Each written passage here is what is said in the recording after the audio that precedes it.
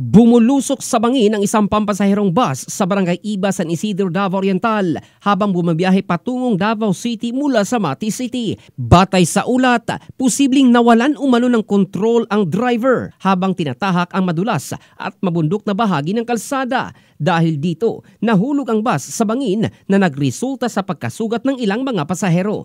Agad namang rumesponde ang mga tauhan ng Municipal Disaster Risk Reduction and Management Office San Isidro, Kapulisan at mga residente upang sagipin ang mga biktima. Dinala ang mga sugatang pasahero sa San Isidro District Hospital at Davao Oriental Provincial Medical Center sa Mati para sa agarang lunas.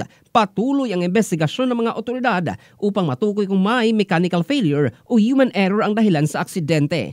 Ayon sa mga opisyal, karamihan sa mga pasahero ay patungong Davao City para sa trabaho, pag-aaral at ibang personal na lakad. Pinayuhan naman ng Land Transportation Office at lokal na pulisya ang mga motorista na magdoble ingat sa biyahe lalo na panahon ng tag-ulan at madulas ang kalsada. In the heart of changing lives, ito si Jofel Candado ng Brigada News Philippines, the Music and News Authority.